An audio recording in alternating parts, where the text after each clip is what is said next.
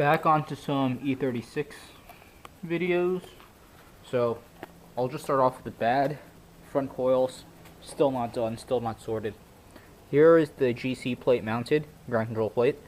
Stand sleeve bearing plate.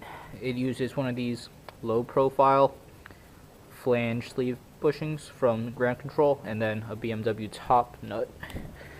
As you can see right here, the issue with it is this kind of digs in, or it doesn't dig in, but it's really close to the camber plate, so you don't have much articulation in some ways. Like this way you get plenty, but on the others you don't, because the edges of the nut are actually hitting the camber plate itself.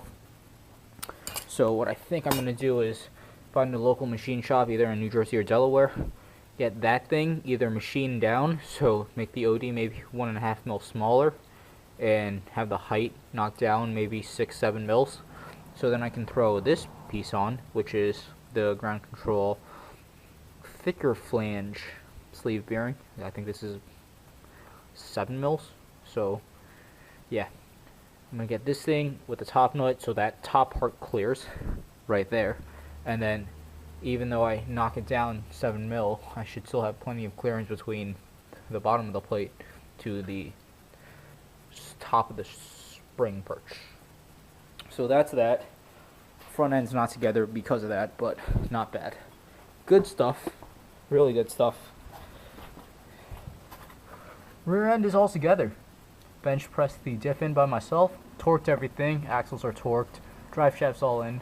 Gotta throw on the heat shield, the rear spring, and then the exhaust, and then rear end is all done.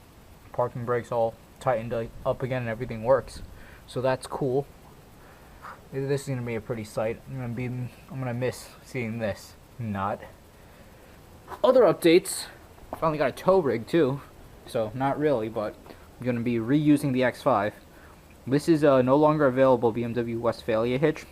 Found it at a junkyard off a wrecked X5. So this is the best tow hitch that people want, because this part goes into the frame, so to say, of the unibody, which means where your bumper supports used to be will be this, and it's going to be much stronger than any draw tight or curt hitch, which will mount they have like holes here to mount into your sheet metal bodywork, and then they have a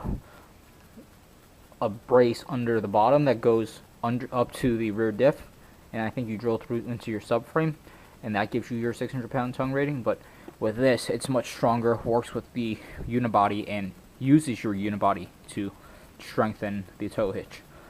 So should be much better, more usable.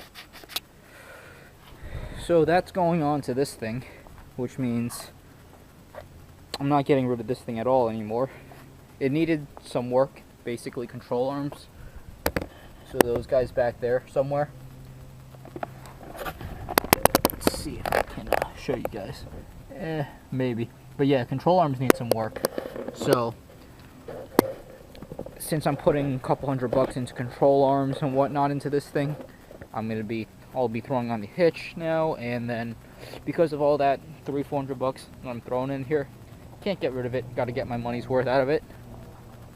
There's also a little bit of rust bubbling. This I don't even know.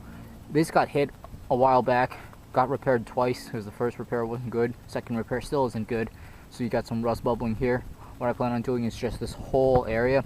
I'm going to sand off the paint, put some rust converter on top, and then leave it be. It's going to be ugly, but hey, this is going to be the truck that I use, and I've been using it like a truck, so it doesn't have to be pretty, it just has to be mechanically sound, and that's what I'm going to make it in a little bit by just doing all the front suspension work. Yeah, you can't see anything, so well, I guess that's all that I got for you guys. Thank you guys for watching.